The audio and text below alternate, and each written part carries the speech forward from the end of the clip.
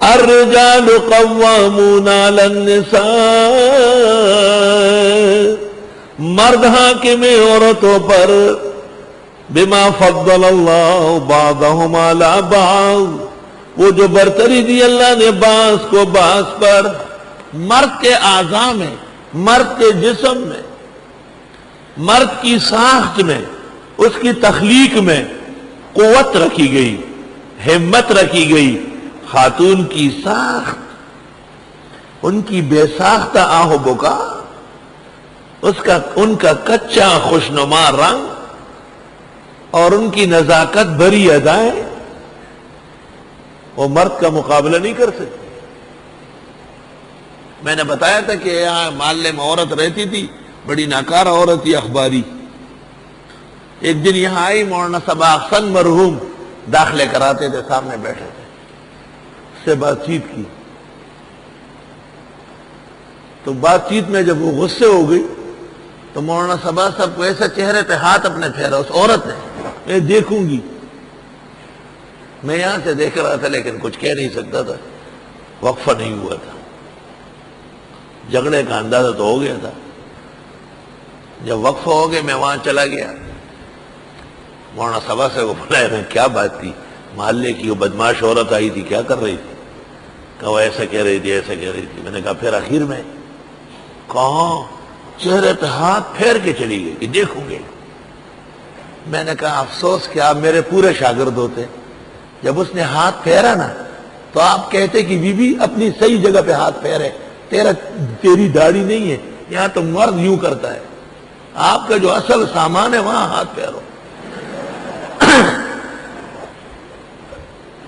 وہ مردوں کو حکمرانی حاصل ہے عورتوں پر، عورتیں خامخواہ کندھے لڑاتی ہے، کبھی دوپٹہ ادھر گراتی، کبھی ادھر گراتی۔ عورت تو عورت ہے، وہ کیسے مرد بن سکتی ہے؟ اور گاڑیاں چلاتی ہے، اگر گاڑی پنچر ہو گئی راستے میں پھر کیا ہوگا؟ اور گاڑی کسی گاڑی کے ساتھ ٹکر گئی، کتنے واقعات پیش آتے۔ میری بہنیں ہیں، ہماری بیٹیاں ہیں، میں ان کی خدمت میں اسلامی رشتے سے ادب سے عرض کرتا ہوں کہ عورت بن کے رہو، مرد بننے کی کوشش نہ کرو، آخرت پر ایمان پورا رکھو۔ جو کام تیرا نہیں ہے اس میں کیوں ہاتھ ڈالتی ہے خامخواہ؟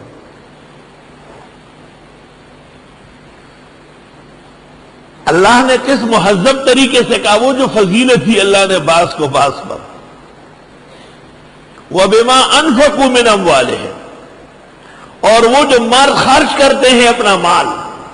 اس آیت سے استدلال کیا گیا کہ کمانا، پیسے لانا یہ مرد کی ذمہ داری ہے، اور مرد گھر میں سویا ہوا ہے اور عورت کسائی کے پاس کھڑی ہے، وہ گوشت دو اور یہ نہ دو اور وہ دو، یہ گھر میں بے غیرت سویا ہوا ہے۔ پھر اس سے پوچھتا ہے کیا لے کے آئی ہے، یہ کپڑے کیسے پہنا؟ یہ مجھے کچھ پتہ نہیں چلتا، گھر والی لاتی ہے۔ شاباش، وہی نرن ہو سلا مرن ہے۔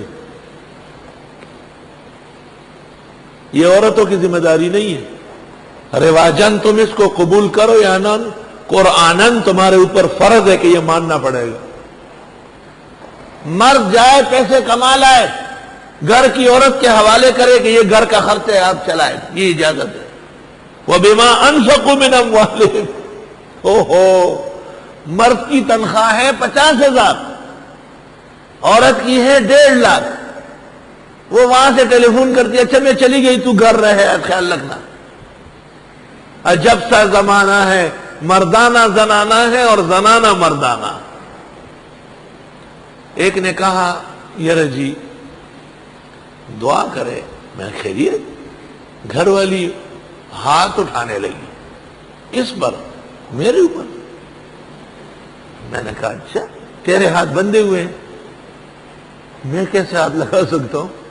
میرا سارا خرچہ وہ کر رہی ہے۔ اللہ فرماتے بما انفقوا، اور یہ کہتے ہو بما انفقت۔ تو پھر میں نے کہا تب پڑے کھاتے رہو، دبا دب کھاؤ۔ کہا اس کا علاج کیا ہے؟ میں نے کہا علاج یہ ہے کہ عورت کے لیے ایک ہاکی خرید لو تاکہ اس کا ہاتھ زخمی نہ ہو جائے، جب پٹائی کا وقت آئے تو ہاکی سے تیری پٹائی کرے۔ آپ تو کر نہیں سکتے، پھر آپ تہذیب سے نکل جائیں گے۔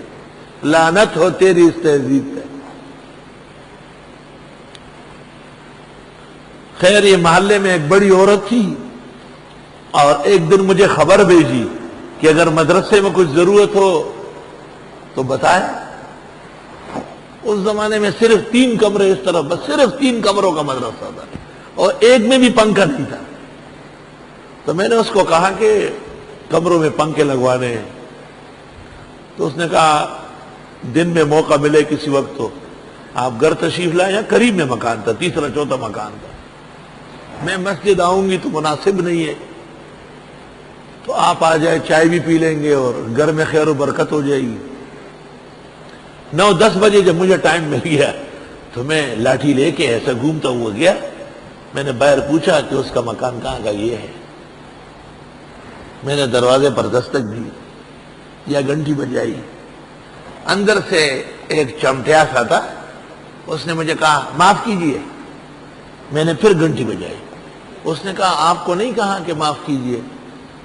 میں نے کہا یہ فلاں کا مکان نہیں۔ ہاں اس کا مکان ہے۔ تو پھر اتنے میں وہ آئی، شال پہنی ہوئی، زبردست ساڑی، اور آتے ہی دونوں ہاتھوں سے دب تھڑ تھڑ تھڑ اس کی پٹائی شروع کر دی، اور دروازہ کھولا اور کہنے لگی معافی چاہتی ہوں، بہت آپ کو تکلیف پہنچی ہے، یہ بہت بدتمیز ہے، بد تہذیب ہے، میں اس کو روز سمجھاتی ہوں، نہیں سمجھتا ہے۔